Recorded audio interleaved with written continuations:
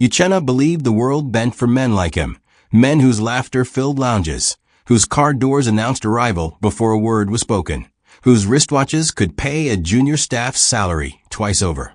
In the spacious living room of his Lecky home, marble floor cool as rainwater, air conditioner whispering like a flirt, he scrolled through his phone as if it were a throne, and the women incited his court. To his circle of friends, he was chairman of enjoyment, a title he wore with the same pride as his gold cufflinks. He told them that marriage was for structure, while mistresses were for vitamins. He had an easy logic that turned faithfulness into foolishness, loyalty into naivete, and he advertised it shamelessly, like a brand. The men cheered and clinked glasses. The younger ones inhaled his words like perfume. He felt vast and invincible, a sail forever catching wind, never imagining the storm had started forming long before he first boasted. Chisom saw everything he hid in plain sight. She didn't need lipstick on a collar when his alibi arrived before the question, or the perfumed air around him smelled like a weekend he couldn't fully wash off. She was a nurse long enough to know the body's secrets, how fatigue draped itself on liars, how sudden gentleness could be a guilt-driven mask. In the evenings, she would pack away the plates with measured movements, each clink of ceramic its own prayer for patience. He joked to friends that his wife was too calm to fight, not realizing calm was not complacency, but control. She had a quiet practice.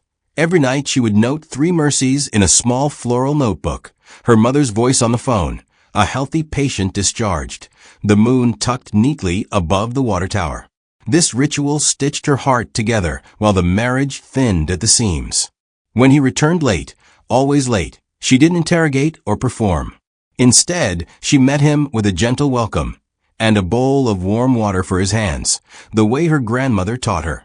That dignity is never negotiation, it is identity.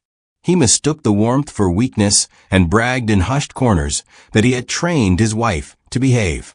But in the mirror above the console table, he sometimes caught a reflection that unsettled him.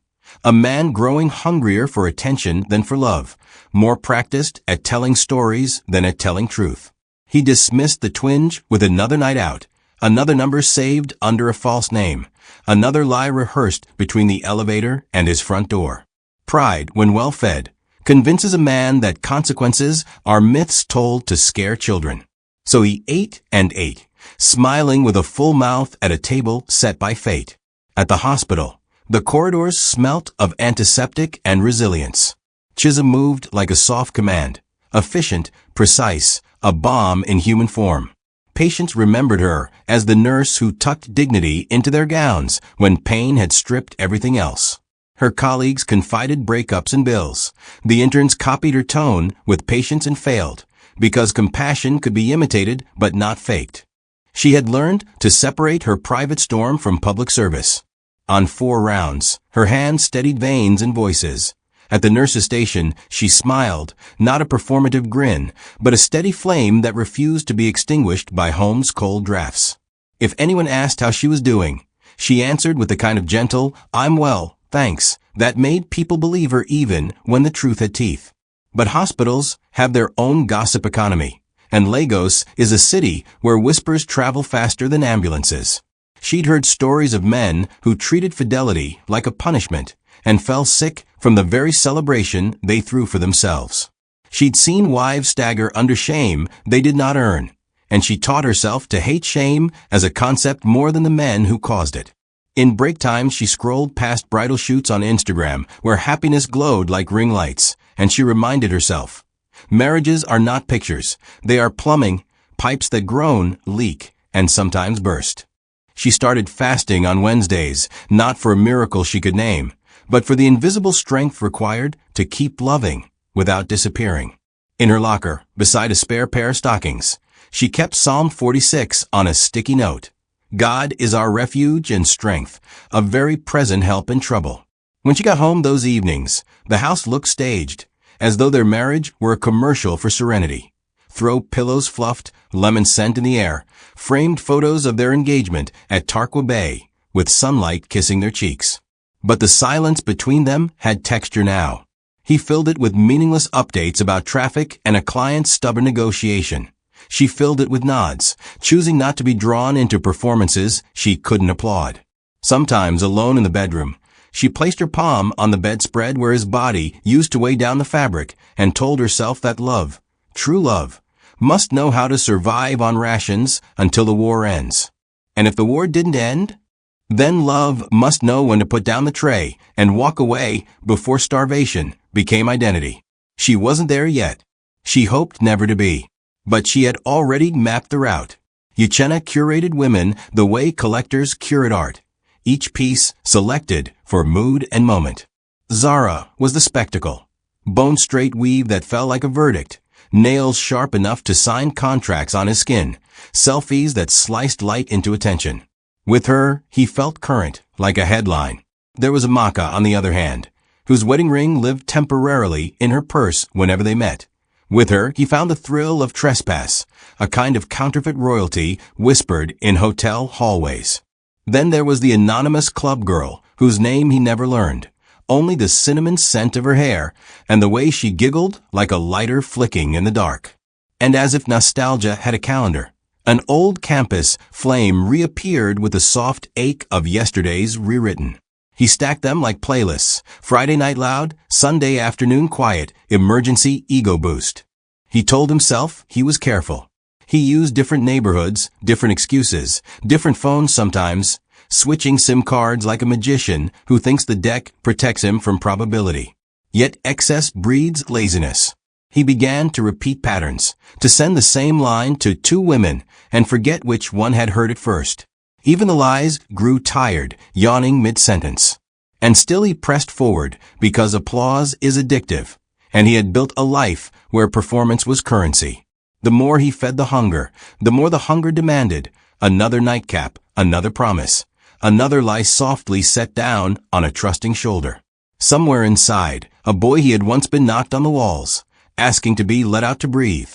He poured whiskey over the knocking and laughed with people who mistook loudness for life. The risk arrived quietly at first, like a draft under a door you thought was sealed. A slip here, a missed condom there, a careless return to a familiar body, because the body felt like an old song, and songs don't bite until they do. He didn't track anything but pleasure, and pleasure doesn't keep receipts until the season changes. He starred Zara's name in his phone and renamed Amaka as cement supplier, as if God audited contacts. When he dropped wads of cash on a table and watched adoration ripple in the air, he mistook the ripple for respect. Even his mother, visiting unannounced, saw a woman's scarf forgotten on a chair and joked that her son must be enjoying life like a real man. He beamed. Somewhere, a clock moved from late to too late, and he didn't hear it because the music was still playing. Mama Uchenna came from a generation that measured a man's worth by how loudly his footsteps sounded in his compound and how easily he could make women smile. She loved her daughter-in-law in the polite, distant way some mothers love. Helpful on birthdays, noisy at Christmas, opinionated in every other season. When rumors reached her that girls are admiring your son too much, she patted her gelly and said, "Is he a tree?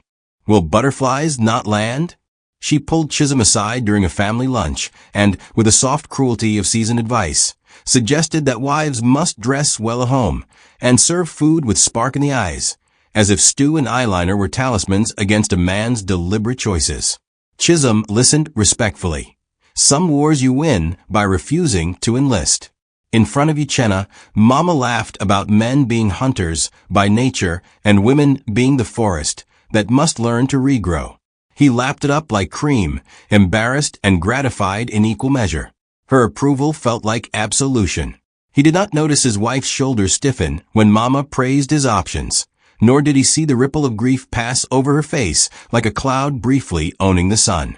Culture can be a quilt or a cage depending on who is holding the corners. Mama held it like a banner, cheering for a battle that her son would not win. "Don't let anyone shame you," she told him as she left that day. "Just be careful not to bring trouble home." He promised absently, the way children promise to stop running by a pool. That evening, Chisom washed plates with a pressure that made one crack in her hand.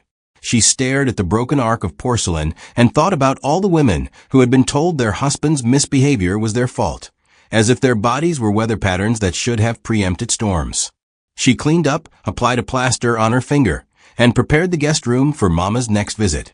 When she climbed into bed beside her husband, he was already snoring, the satisfied exhaustion of a man congratulated by history for repeating it. She lay there awake, tracing the ceiling's plaster design with her eyes and whispering to God not for vengeance, but for clarity.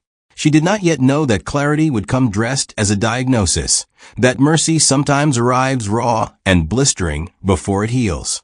It rained the Sunday the sermon cut him. The church was a cool theater of surrender, plastic chairs, damp hymnals, ceiling fans turning like measured repentance.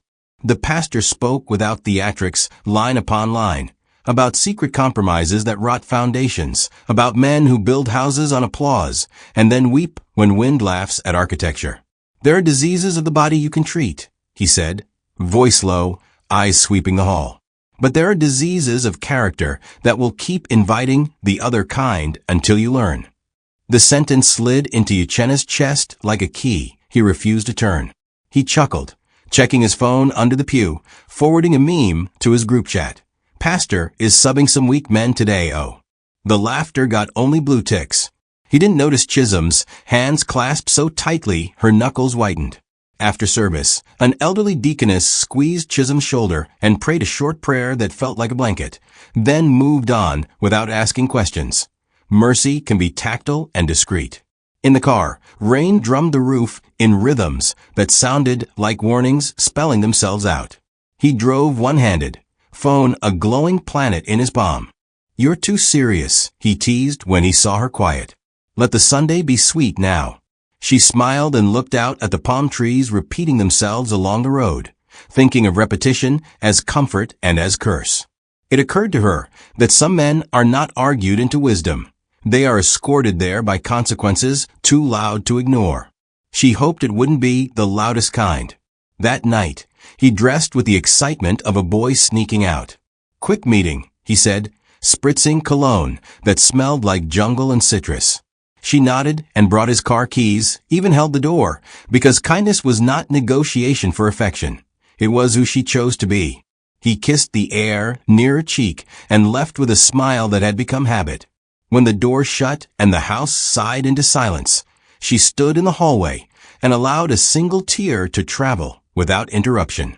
Then she wiped it, set rice on the stove for his return, and laid out his favorite plate as if hope were a table you kept setting even when the guest never confirmed attendance.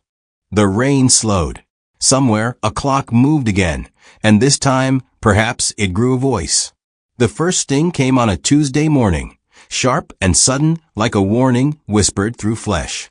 Uchenna paused mid-urination, eyes widening as heat stormed through him like acid traveling veins.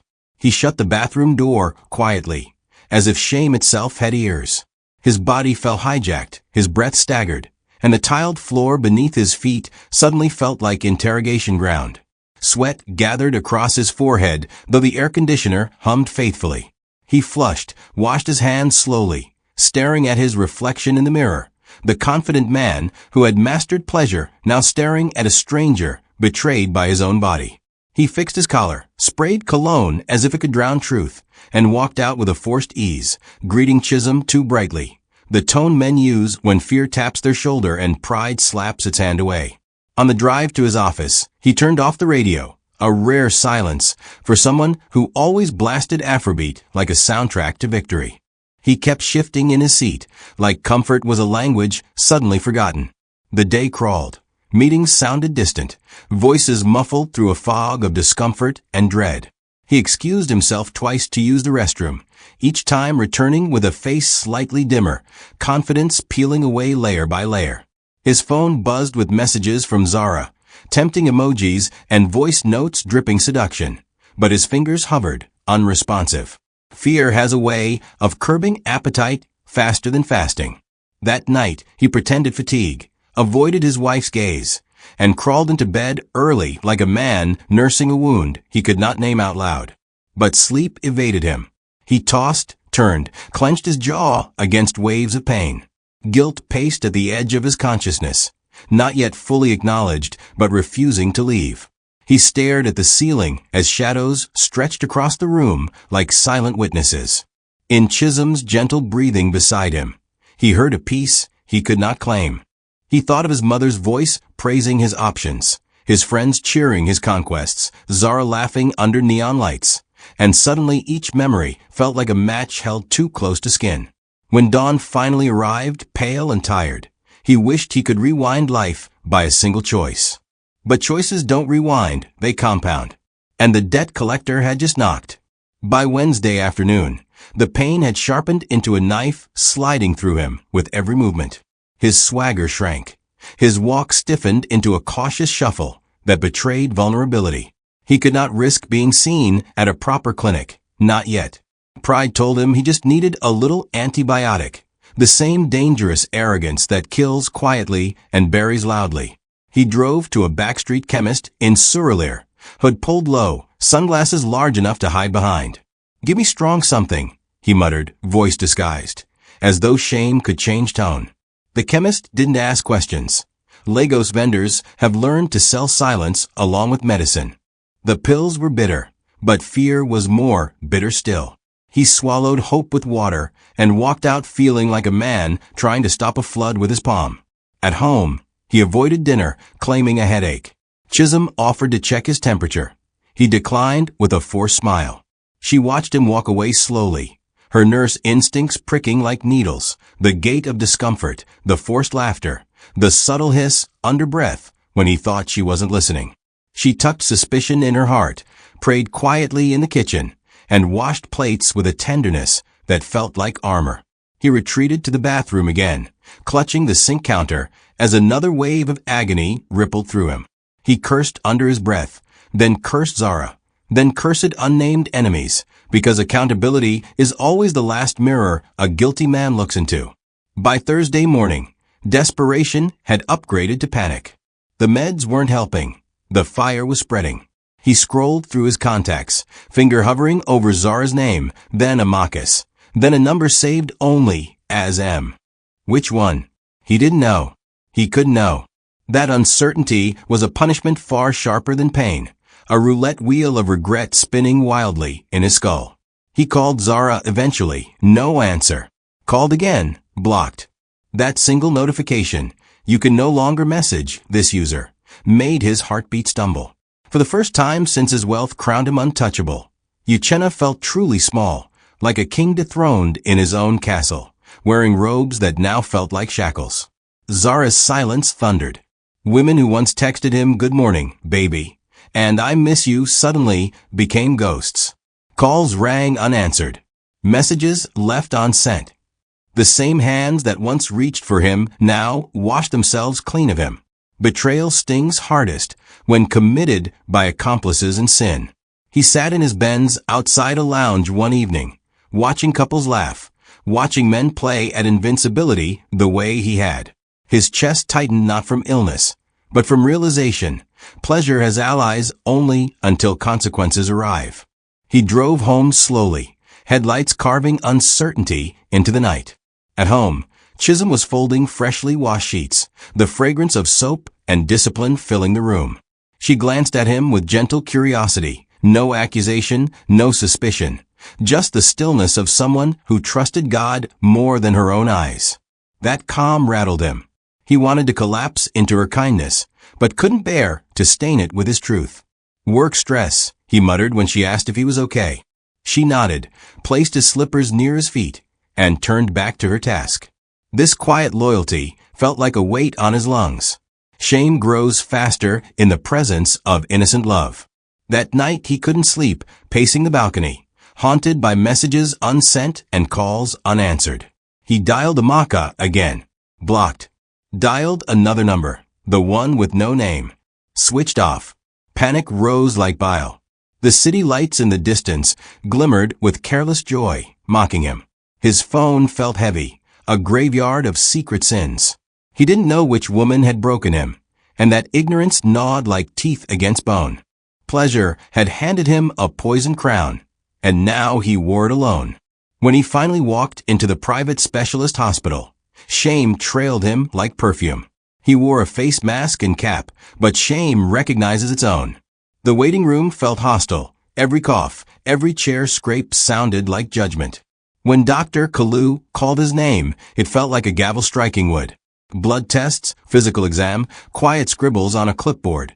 Each step peeling away arrogance, like bark stripped by wind. When the results came, the doctor sighed the sigh of a man who had seen too many men like him. "This is serious," he said. "Not a small infection. You delayed. It's complicated." The room shrank. Uchenna's throat dried. "Doctor, fix me," he whispered, a plea that tasted like surrender. But medicine has its own rules, and regret doesn't cure diagnosis. The doctor explained treatment, risks, testing the spouse. At that word, spouse, Uchenna felt his stomach twist. "She must be informed," the doctor continued. Uchenna shook his head violently. Pride, even dying, fights for breath. Dr. Kalu held his gaze, firm but not cruel.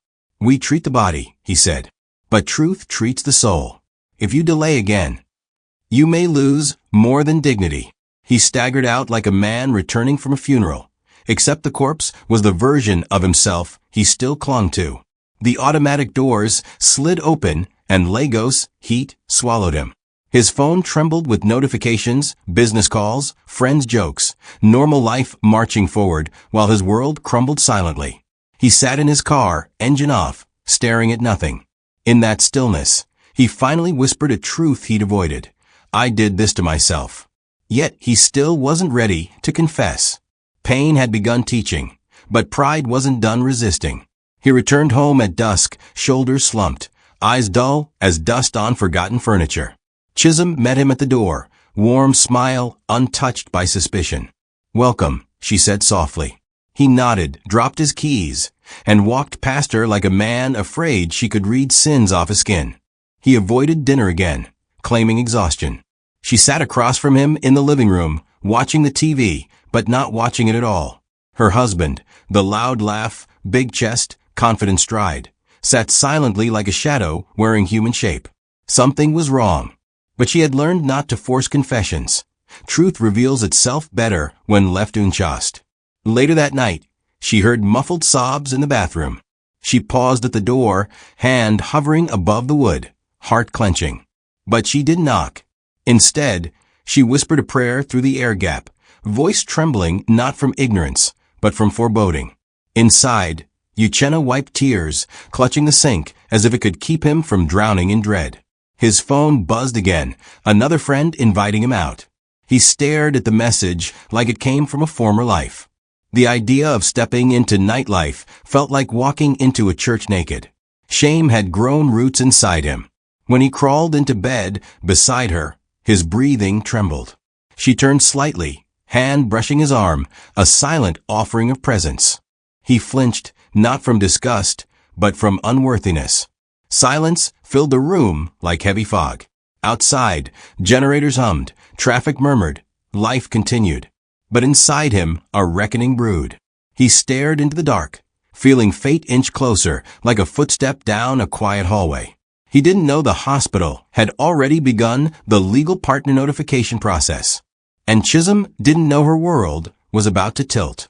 But heaven knew, and destiny waited patiently at the door. The call came just after her morning ward rounds. Chisom stood at the nurse's desk reviewing a patient's chart when her phone vibrated. A hospital line she recognized, but not from her unit. She answered casually, expecting a referral case. Instead, the voice was gentle, formal, too careful. "Madam, please visit the infectious disease office. It's urgent and confidential." The air around her thickened. The pen slipped between her fingers. She repeated the word confidential in her head like a warning bell. The nurse beside her noticed her stillness and asked, "Are you all right?" She forced a nod, because pain has dignity even when panic claws. She walked to the office, each step heavier than bone, and sat opposite a doctor whose eyes carried compassion, seasoned by experience, the look of someone who has delivered devastating news too many times. He slid a sealed envelope toward her slowly, as though speed might shatter her. "It is our duty to notify partners for urgent screening. Ma'am, please read this." Her fingers trembled as she lifted the flap. Inside lay a sheet stamped, high medical risk partner notification. Her husband's name sat there like a betrayal carved in stone.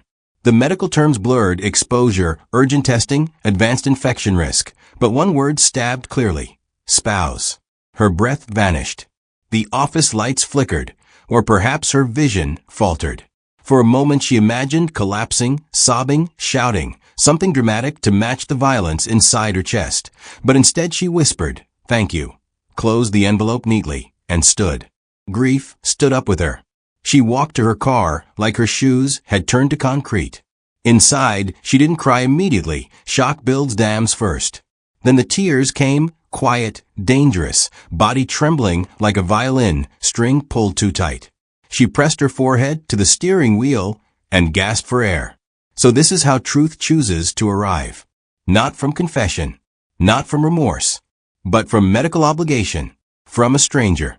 When her tears finally slowed, she wiped her face, sat upright, and whispered, "Not here. Not like this." Dignity returned like armor. She drove home slowly, clutching the envelope like a document of war, each traffic light a reminder that life outside continued. Vendors selling fruit, bikers shouting, children laughing, while her marriage bled in silence. She reached home before him.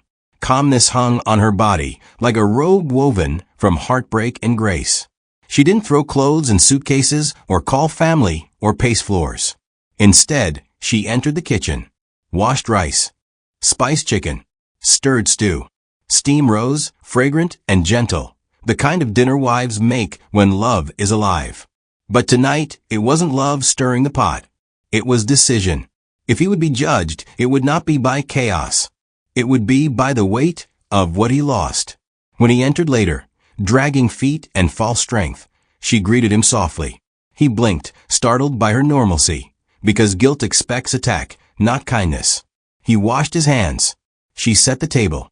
Their lives looked ordinary, but the air sat heavy, like heaven holding its breath. He reached for his spoon, but she placed something beside his bowl, not harshly, not bitterly. His medication bottle, the one he thought he hid at the bottom of his drawer. The label faced him. His hand froze midair, spoon suspended between hunger and horror. She sat down slowly across from him, eyes steady, voice calm as a prayer whispered at dawn. "Eat. The medicine works better with food." The room cracked open. His soul split. Terror filled his eyes, not of disease, but of exposure. His lips quivered. His breathing stuttered. He tried to speak, but shame jammed his throat. Tears rolled before words did. He bent forward, covering his face, grief spilling like a broken pipe. Chisom didn't shout, didn't insult, didn't demand explanations. That silence cut sharper than a knife. She ate slowly, small, careful bites, tears sliding silently as she chewed. Not weakness, not surrender, just a woman mourning what was already dead before she ever saw the body. Word did not take long to travel. Guilt has a way of leaking. Mama Uchenna arrived the next morning, wrapper tied angrily, face stormy. She barged in like justice summoned her. "So this is what you have done to my son," she accused before sitting. Not a hello, not a question. Accusation first, tradition gone blind. Uchenna sat on the couch, hollow, hands cradling his head. Chisom faced Mama calmly, not defensive, not trembling, simply present. "Your husband is sick, and you, a nurse, allowed it?" Mama continued, voice sharp like broken glass. "You drove him outside. Wives these days don't know their duty." Each word swung like a whip, not on truth, but on ignorance dressed as protection. Uchenna lifted his head slowly, eyes wild with shame. He had been quiet all morning, lost between guilt and pain, but this moment cracked him open. "Mama, stop." His voice shook, but strength lurked underneath. She turned sharply, shocked, the son who always bowed to her voice now resisting. "Don't blame her," he whispered. "This is my fault." Mama stared, lips parted, confusion wobbling into disbelief. "You mean?" "Yes." The word dropped like a stone in water, rippling through generations' worth of entitlement. She sputtered excuses, searched for scapegoats, reached for denial like a cloak. But truth sat between them like a throne no one wanted to approach. Chisom didn't gloat. Her silence wasn't triumphant, just tired. Deeply, spiritually tired. Mama muttered prayers, wiped imaginary tears, and left in a flurry of shame disguised as concern. When the door shut, the house exhaled. Uchenna sat there trembling, stripped of defenses. Pride had abandoned him. Excuses dried up. Chisom picked up a pillow and blanket and placed them by the couch, not punishment, not cruelty, but boundary. She walked to the bedroom without looking back. He stared at the pillow like a sentence passed. That night he slept there, not because she pushed him out, but because guilt dragged him. Night settled like verdict, heavy and unforgiving.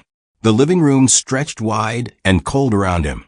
He lay curled on the couch, blanket barely holding together the pieces of his dignity. At 2:17 a.m., a sob escaped him. Low at first, then breaking into full grief, a man undone by consequences he thought would never find him. His chest heaved. Tears soaked the pillow. Every moan sounded like confession to the walls. He whispered apologies to a God he had ignored during days of arrogance. His body shook not just from physical pain, but from the weight of self-disgust. Pride had fallen not abruptly, but crumbled piece by piece, until he lay among its ruins. Chisom heard him. She sat awake by the bedroom door, knees to her chest, listening. The ache inside her wasn't vengeance, it was sorrow. She didn't rush to comfort him. She didn't slam the door shut either. Grief sat between them, not as an enemy, but as truth doing its work.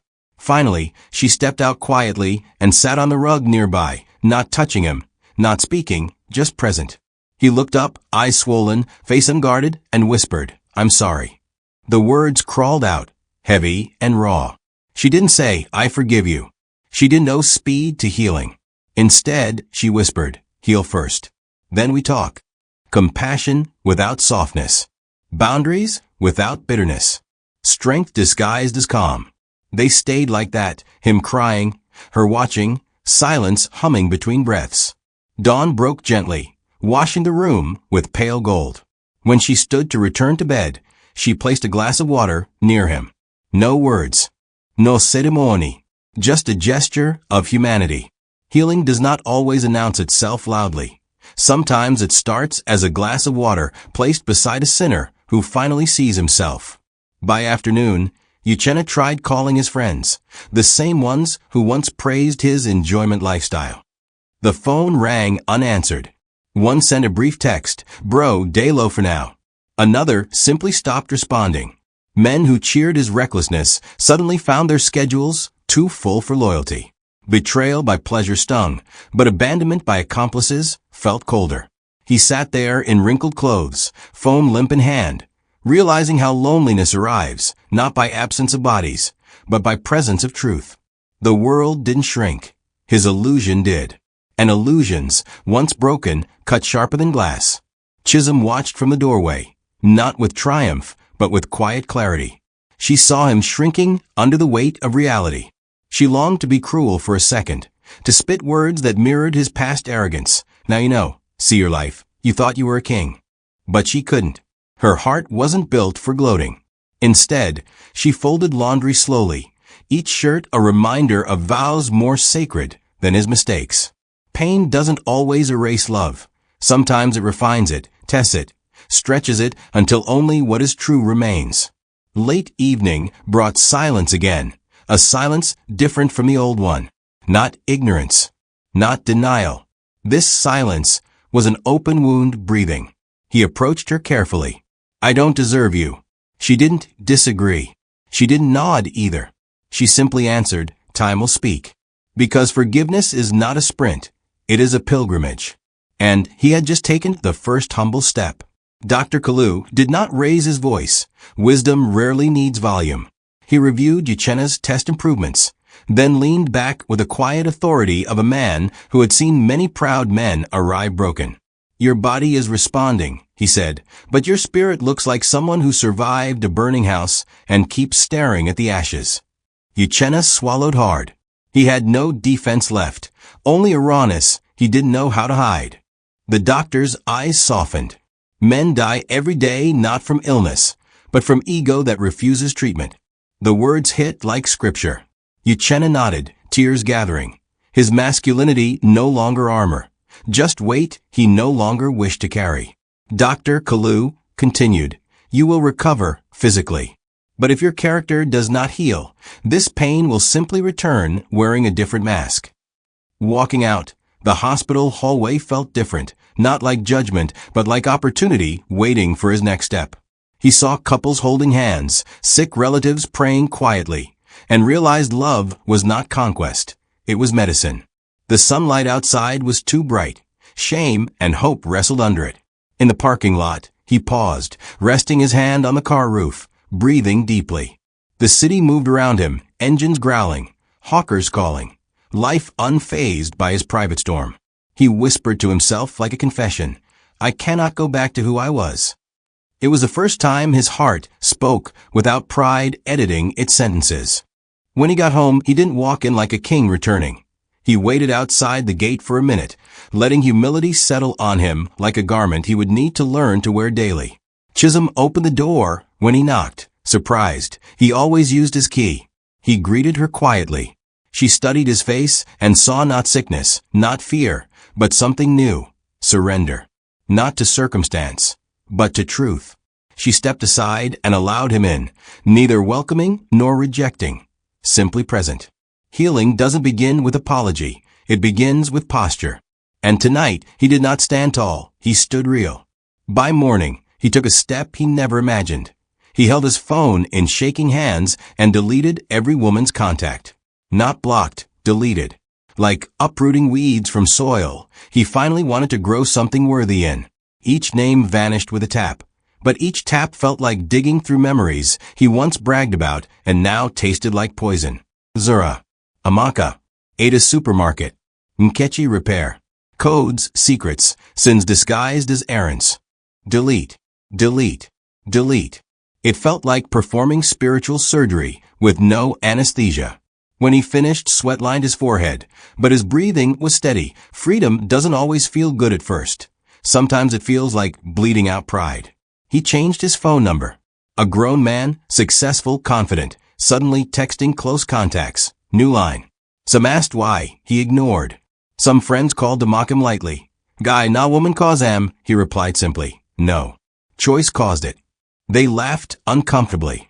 Humor dies when truth enters a room. He unfollowed nightlife pages, deleted bar numbers, stopped scrolling through sultry DMs. He drove past a lounge at night and felt no temptation, just exhaustion, the kind that comes after surviving something that once seduced you. In church, he did not sit at the back as usual. He sat near the front quietly, listening not for sermons, but for repair. Chisom saw the changes, but didn't celebrate prematurely.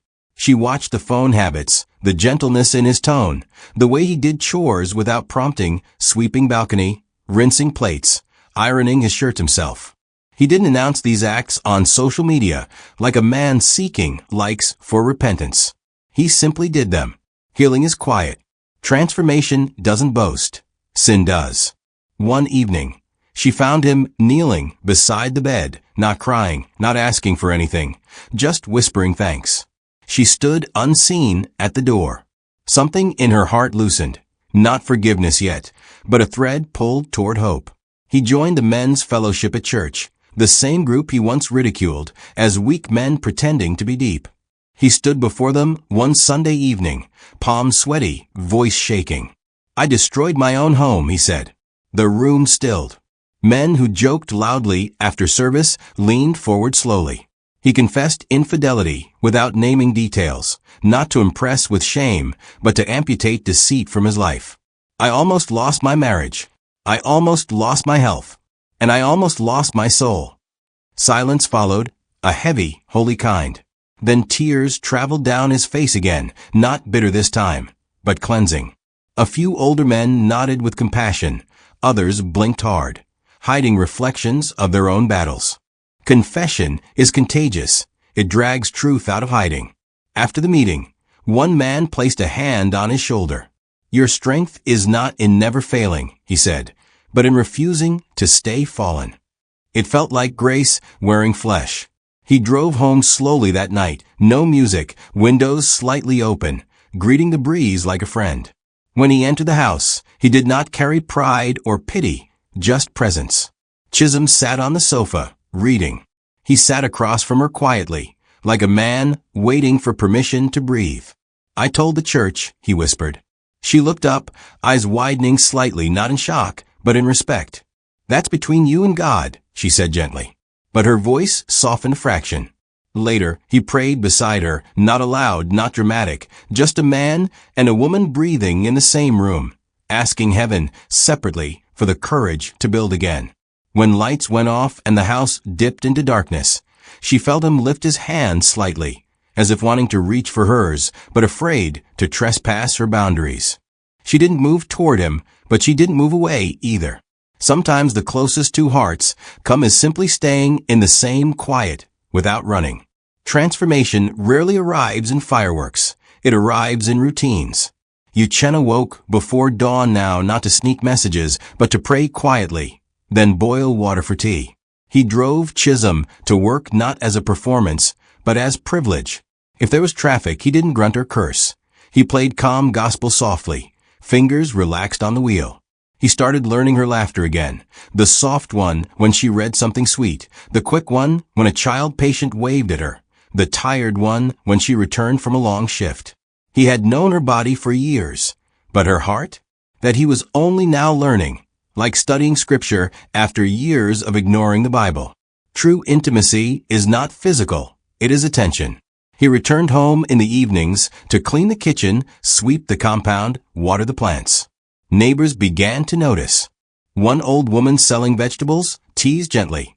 "Ah, Olga, you don't turn husband wait a calm?" He smiled humbly.